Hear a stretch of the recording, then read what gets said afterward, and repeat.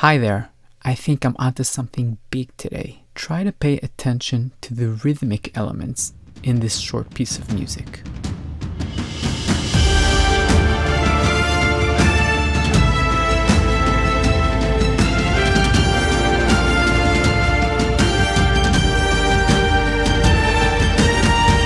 So the main elements in terms of rhythm here are the short strings and the percussion, of course. Our tempo is 160 BPM. Let me turn on the click and we'll listen to the example with the click.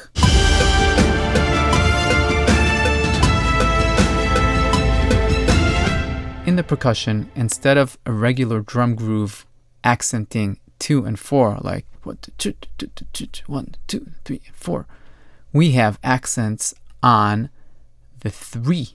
Okay, listen to this again. 1, 2, 3, 4. 1, 2, 3, 4. 1, 2, 3, 4. This is actually called halftime feel because we're essentially cutting the tempo in half from 160 to 80 BPM. So instead of feeling like 1, 2, 3, 4, it feels like 1, 2, 3, 4. If we count the slow 80 BPM, these accents on the 3 actually turn out to be our regular 2 and 4. I'll put the click in my Cubase project on this halftime, and you can hear how the drum groove sounds very natural.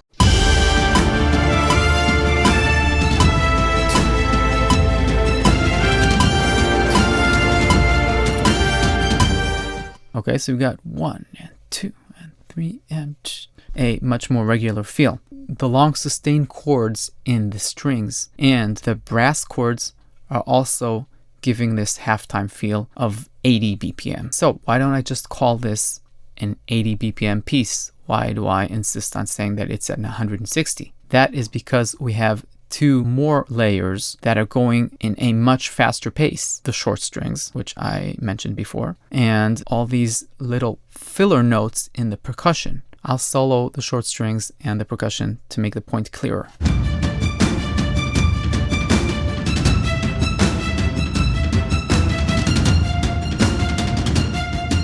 The short strings are going 1, 2, 3, 4, pa pa pa pa pa pa pa pa pa pa pa, the 160, and the percussion has all these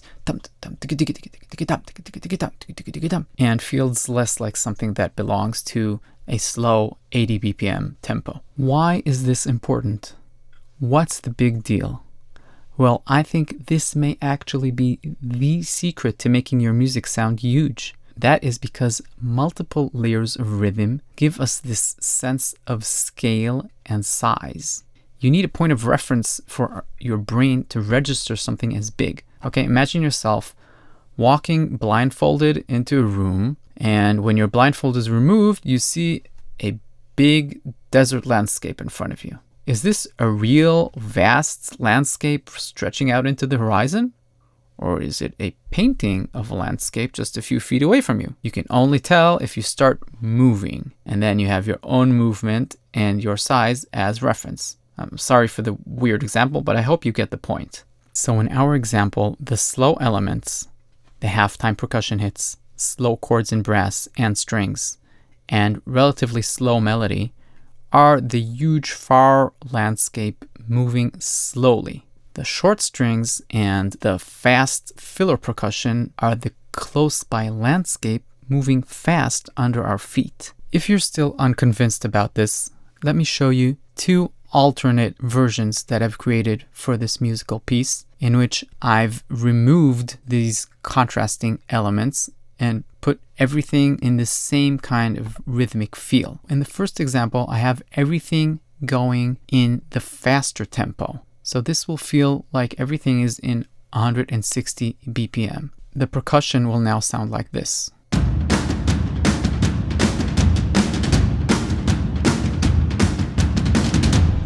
Okay, so that's a regular tune for 1, 2, 3, 4, 2, cha, 2, cha. And I've created a little bit more movement in the long strings and brass and changed the melody a little bit so it also feels like it's moving a little faster. Let's listen to this.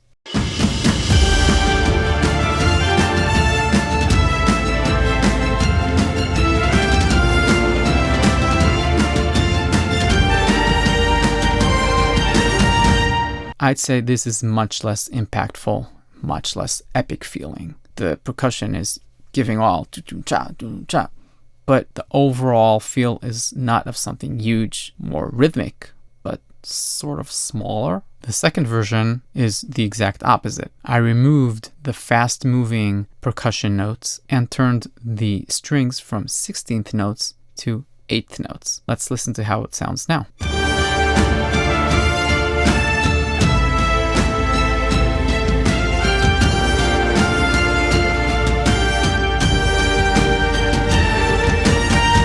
So we sort of have the right feeling, but it's not quite there. Contrast is always an important part of music, whether we're talking about contrasting timbres from different instruments or contrasting dynamic parts like a big crescendo ending in abrupt silence. But I think that specifically in epic music, the big contrast between different rhythmic elements, usually in some form of halftime feel, is one of the main ingredients in creating the larger-than-life epic feeling that this music gives us. Try to listen to your favorite epic tracks and see if they've got something similar going on. I would bet that they do. So that's it for this third video in the Epic Music Creation miniseries.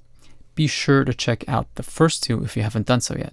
I'll link to them in the description. If you've got any questions, don't hesitate to put them in the comments. Someone else might have the same question, and you'll be helping them out as well. If you found the video helpful, please consider liking and subscribing to the channel. It would mean a lot to me and would help you get notified when the next chapter of this series comes out, which will be all about orchestration for epic music. Until then, goodbye.